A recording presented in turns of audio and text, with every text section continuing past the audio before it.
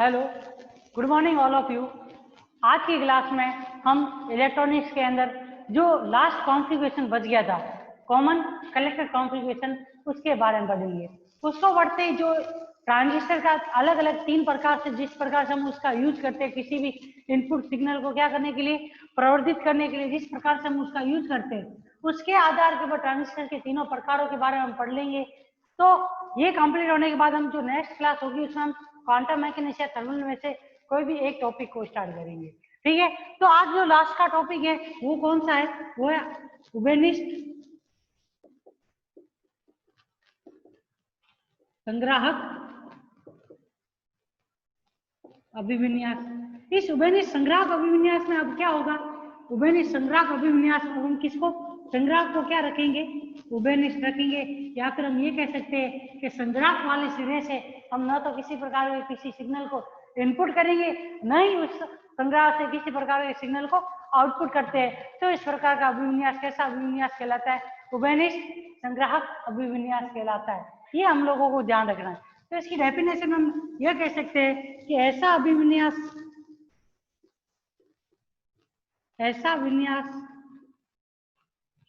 जिसमें संग्राहक को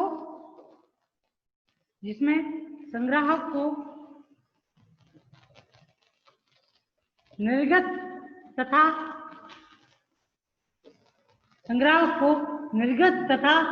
निवेशी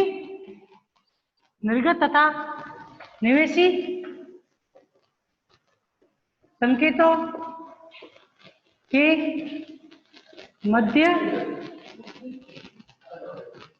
मध्य उबेनिस्ट रखा जाता है जहां आधार से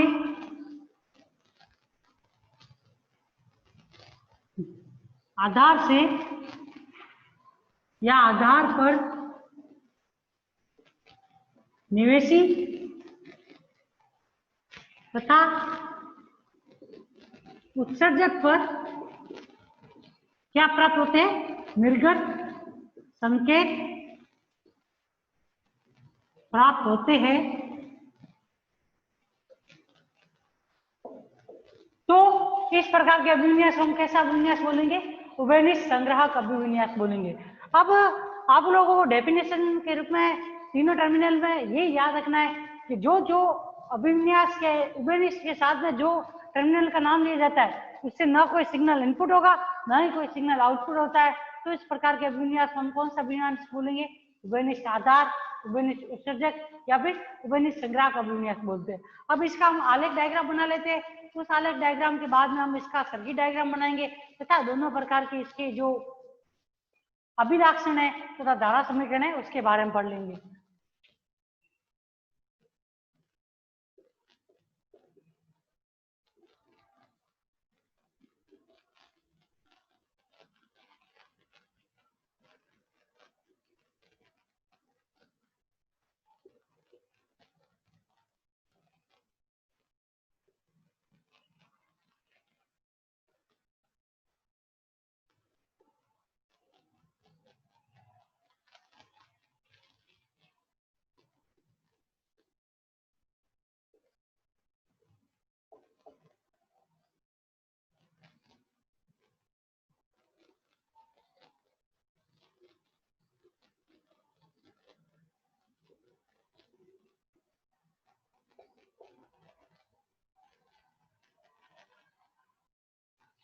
ये इसका जो है वो क्या है? सर्किट डायग्राम है, मतलब या फिर आप ये कह सकते हो आलेख डायग्राम है, जिसके अंदर हमें ये पता चल रहा है या फिर हम ये प्रदर्शित कर सकते हैं कि हम अगर दोनों प्रकार के ट्रांजिस्टर के अंदर किस प्रकार की बैटरी या किस प्रकार से वोल्टेज है, वो प्लस का सिरा कहाँ पे होगा, माइनस का सिरा कहाँ पे होगा।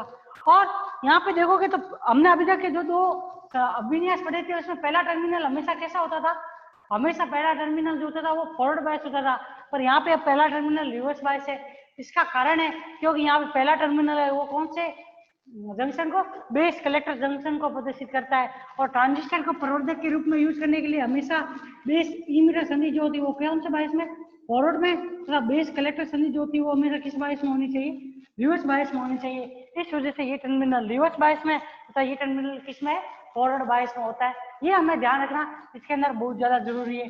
और यहाँ पे जो धारा की डायरेक्शन जो होगी वो कैसे होगी, आई भी अंदर की तरफ, आई बार तथा आई सी इसमें क्या होती है, अंदर की तरफ होती है। इसमें इसी का उल्टा होता है, आई बी तथा आई सी की जो डायरेक्शन क्या होती है, बाहर की तरफ, और आई ई की डायरेक्शन जो होती है वो क्या होती है, अंदर की तरफ होती है। तो आप लोगों को ध्यान रखना है, यहाँ पे पहला टर्मिनल रिवर्स बायस होने का कारण है बेस कलेक्टर संधि हमेशा कैसी बायसिंग होती है, रिवर्स बायस होती है। इस वजह से इसको कैसा रखा जाता है, रिवर्स बायस रखा जाता है।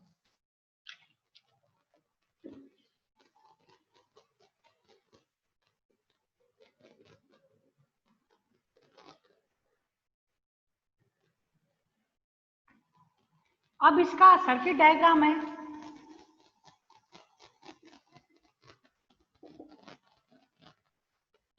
तो हमें ध्यान होना चाहिए इनपुट करंट तथा इसमें जो इनपुट वोल्टेज जो होती है वो कौन सी होती है, आईवी तथा वीबीसी। आउटपुट करंट तथा वोल्टेज जो होती है वो इसमें क्या होती है, आई एंड वीईसी। और इन करंट तथा वोल्टेज को मापने के लिए हमेशा हम लोगों को मालूम है, मैंने अभी तक जितने भी आगे के डायग्राम बताए थे उसमें भी मैंने बताया था, करंट को मापने के लिए हमेशा माइक्रोमीटर तथा अमीटर को क्या करते हैं, ट्रांजिस्टर के श्रेणी क्रम में जोड़ते हैं, तथा वोल्ट मीटर जो कि हमें सर्किट के अंदर फॉरवर्ड बायस वोल्टेज तथा रिवर्स बायस वोल्टेज अप्लाई करनी है, उनको कितनी अप्लाई करनी है उसको देखने या उसको मापने के लिए हम क्या करते हैं, वोल्ट मीटर को ट्रांजिस्टर के समांतर क्रम में जोड़ते हैं, जिसका डायग्राम किस प्रकार से होगा वो यहाँ पे देख लीजिए।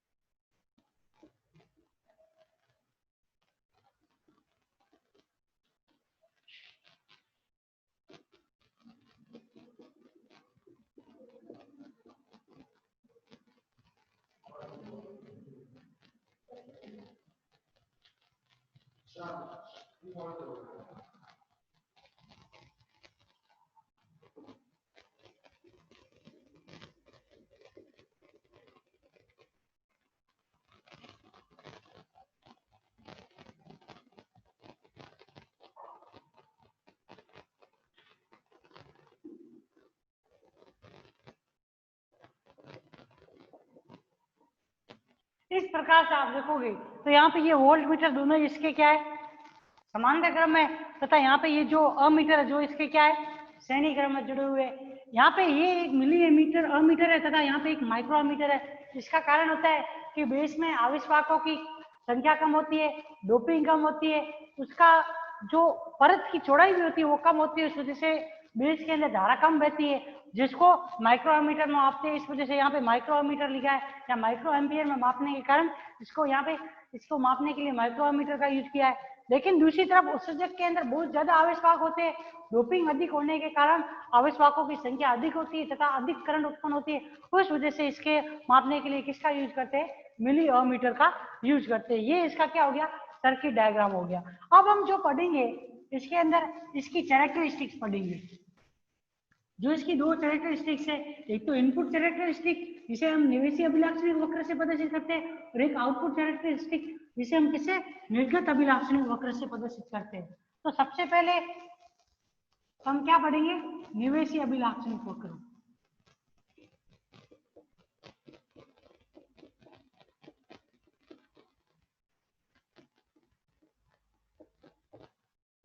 इसके अंदर आई बी तथा किसके बीच में, VBE के मध्य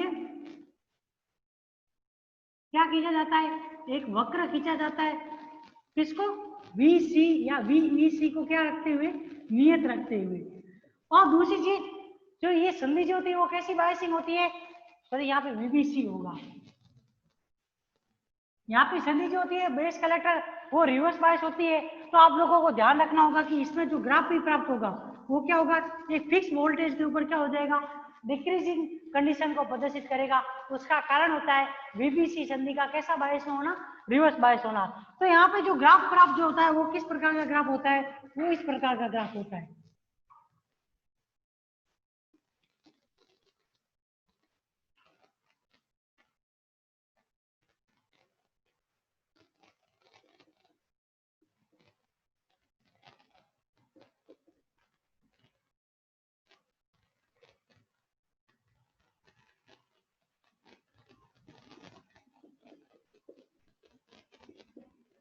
ऐसा क्यों, ऐसा इस प्रकार से, इस कारण से होता है क्योंकि हम लोगों को मालूम है कि जो VEC जो होती है वो क्या होती है, VBC तथा VBE के प्रोपोर्शनल होती है। जब VB और VBE जो होती है वो क्या होती है, नियत होती है।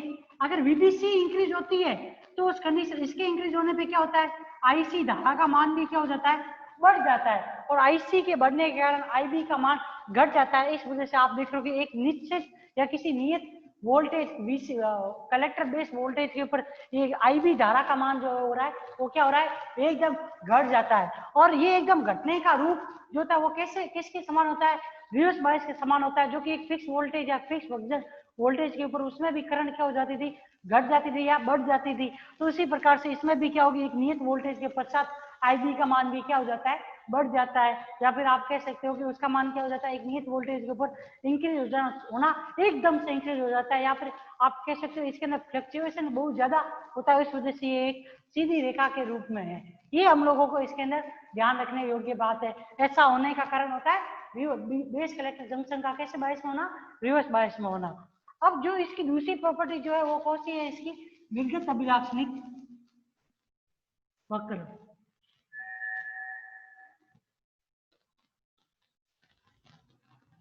दूसरी प्रॉपर्टी इसकी क्या है, निर्गत अभिलाक्षणिक वक्र। इसके अंदर क्या होगा, इसमें जो ग्राफ होगा वो किस किस के बीच में,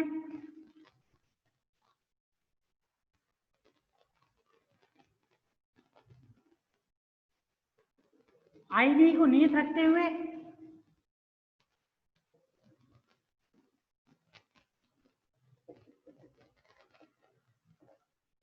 IB को नियत रखते हुए VEC तथा अगर हम उत्सर्जक करंट के बीच में अगर ग्राफ खींचते हैं तो ये वाला ग्राफ जो है वो कौन से अभिलाक्षणिक वक्र को प्रदर्शित करेगा, निर्गत अभिलाक्षणिक वक्र। यहाँ पर ये आप देख रहे हो कि ये जो धारा IE उत्पन्न हो रही है वो कौन से अक्ष के समांतर नहीं है, एक्स अक्ष या फिर आप बोल सकते हो VEC के समांतर नहीं है। और दूसरा कारण ये कि जब हम इनपुट के रूप में करंट नहीं दे रहे तब भी आउटपुट के रूप में उत्सर्जक धारा मिल रही है।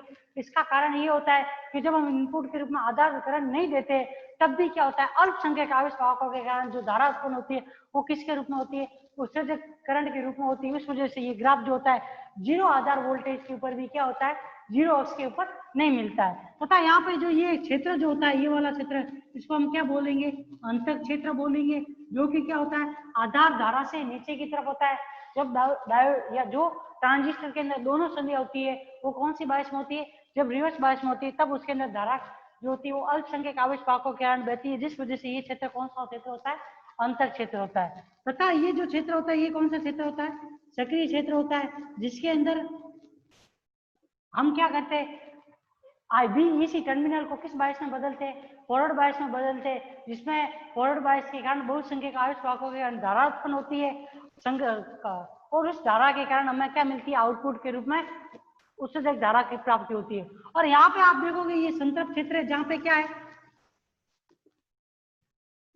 दोनों ही संधियों को किस बायस में, फॉरवर्ड बायस में करने के कारण दोनों ही संधियों को फॉरवर्ड बायस में बदलने के कारण क्या होती है, उत्सर्जक धारा जो आउटपुट धारा जो होती है वो इनपुट के ऊपर डिपेंड नहीं करती, तो इस वजह से ये धारा जो है वो एकदम डिक्रीजिंग लेवल के ऊपर है, ये इसका कारण होता है। तो आप लोगों को ध्यान रखना है तीनों क्षेत्र एक तो दोनों ही फॉरवर्ड बायस के कारण होता है, एक फॉरवर्ड बायस तथा एक रिवर्स बायस संधि के कारण उत्पन्न होता है, तथा अंतर क्षेत्र जो होता है दोनों ही रिवर्स बायस के कारण उत्पन्न होता है। ये ग्राफ इस प्रकार से प्राप्त होता है, ये जो होता है ये किसका होता है, ये इसके अंदर निर्गत अभिलाक्षणिक वक्र का ग्राफ जो होता है, तथा यहाँ पे जो करंट गेन जो होती है, धारा लाभ जिसे हम किससे प्रदर्शित करते हैं, गामा से, और वो गामा जो होता है आई ई अपॉन आई बी के रेशियो के बराबर होता है, और इस गामा की वैल्यू जो होती है वो बीटा से भी अधिक होती है और अल्फा से भी अधिक होती है, क्योंकि संग्राहक धारा जो होती है वो हमेशा उससे धारा से कम होती है, उस वजह से यहाँ पे गामा का मान जो होता है बीटा तथा अल्फा से अधिक होता है। अब मैं आप लोगों को एक लास्ट समीकरण जो बची है वो 2 मिनट में वो कंप्लीट हो जाएगी, उसके बारे में बता देता हूँ, जिसके कारण हमें ये पता चलेगा कि यहाँ पे ये जो ग्राफ है वो आई बी के 0 होने पर भी क्यों प्राप्त होता है, या उत्सर्जक धारा जो है वो आई बी के 0 होने पर भी क्यों प्राप्त होती है।